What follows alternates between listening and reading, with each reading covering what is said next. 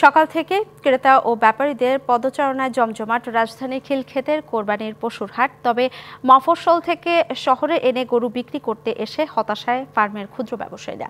আরও জানাতে সেখান থেকে সরাসরি যুক্ত হচ্ছেন সহকর্মী হাসিব পান্থ এবং খুলনা থেকে আছেন আমিরুল ইসলাম। হাসিব, কেমন দেখছেন পশুর হাটের বেচা কেনা শেষ মুহূর্তে, জানাবেন। ধন্যবাদ ফারা। আমি এই মুহূর্তে অবস্থান করছি এয়ারপোর্টের ঠিক সামনেই।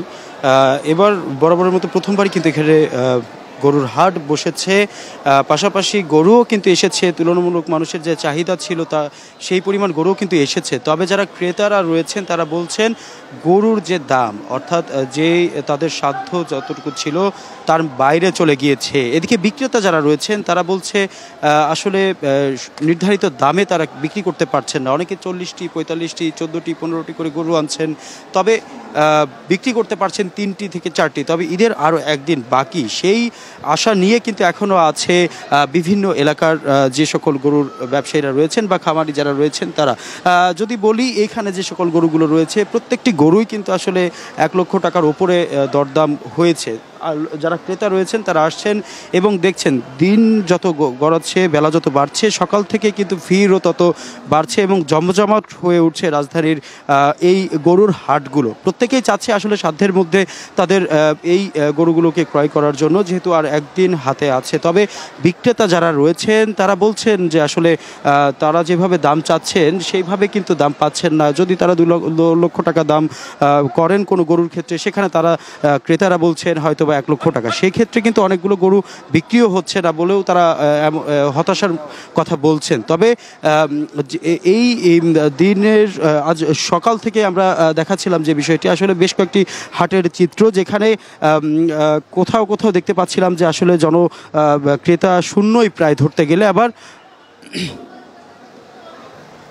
আবার কোথাও কিন্তু আসলে দেখা যাচ্ছে যে অনেক মানুষও এসেছে হাটে। তো সর্বশেষ দুপুরও প্রায় গড়াচ্ছে এবং বেলা যত গড়াবে ততই মানুষ বাড়বে, যেহেতু আরেকটি দিন আছে। তবে বিক্রেতারা আশা করছেন চাঁদরাত পর্যন্ত হয়তোবা তাদের কাঙ্ক্ষিত যে টার্গেটটি ছিল তারা সেই লক্ষ্যমাত্রায় পৌঁছাতে পারবে। সর্বশেষ জানাচ্ছিলাম গরুর হাট থেকে।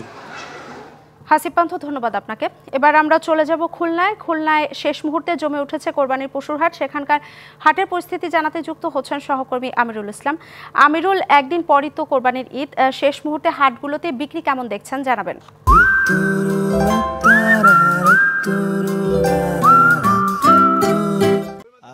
একেবারে বলা যায় যে শেষ মুহূর্তে যে ক্রেতা যারা আছে তারা যেমন তার পছন্দের পশুটি ক্রয়ের জন্য ব্যস্ত সময় পার করছে, অনুরূপভাবে বিক্রেতারা যারা রয়েছেন তাদের কিন্তু যে তাদের যে কষ্ট অর্জিত বা লালন পালন করে সেই পশুটি ন্যায্য মূল্যে বিক্রয়ের জন্য ক্রেতাদের কাছে দর কষাকষি চলছে, পশু বিক্রি হচ্ছে।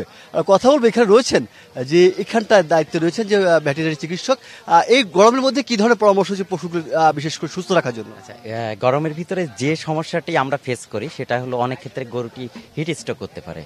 হিট স্ট্রোকের জন্য গরুকে আপনার ছায়াযুক্ত স্থানে রাখতে হবে। ছায়াযুক্ত স্থানে মানে আপনি উপরে আপনাকে অবশ্যই চটের বস্তা বা কাপড় দিয়ে আপনাকে সামিয়ানা টানাতে হবে এবং মাঝে মাঝে গরুর পিছনের 2 শিংয়ের পিছনে যে নিচু গর্ত জায়গা রয়েছে সেখানে 1 ঘন্টা পর পর আমরা তাদেরকে সাজেস্ট করছি 5 থেকে 6 মগ পানি ঢেলে দেওয়ার জন্য। ধন্যবাদ আপনাকে। আমরা একজন বিক্রেতা রয়েছে, আসলে পশুর বেচা কেনা কেমন হচ্ছে বা কেমন দেখছি, বাজারটা কেমন?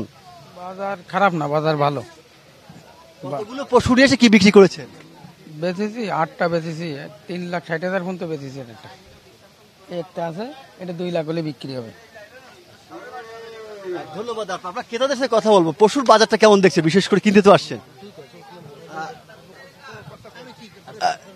আচ্ছা, এমনটি যে অবস্থায় রয়েছে বিশেষ করে ক্রেতা এবং বিক্রেতা যারা রয়েছে তাদের কিন্তু একেবারে যে পছন্দের মতো পশু ক্রয়ের জন্য যেমন ছুটছেন, অনুরূপভাবে খুলনা যে 10টি বিভাগের যে 10টি জেলা হচ্ছে এখানটায় বলা যায় যে 14 লক্ষের মতো পশু প্রস্তুত হয়েছে। খুলনার বিভাগের 10টি জেলা, একটি মহানগরীতে চাহিদা রয়েছে 11 লক্ষ পশু। যার কারণে বাড়তি যে জেলাগুলো রয়েছে পার্শ্ববর্তী ঢাকা এবং চট্টগ্রাম, এখান থেকে সরবরাহ করা হবে 3 লক্ষের মতো পশু। এটা ছিল সর্বশেষ অবস্থা। আমিরুল, ধন্যবাদ আপনাকে।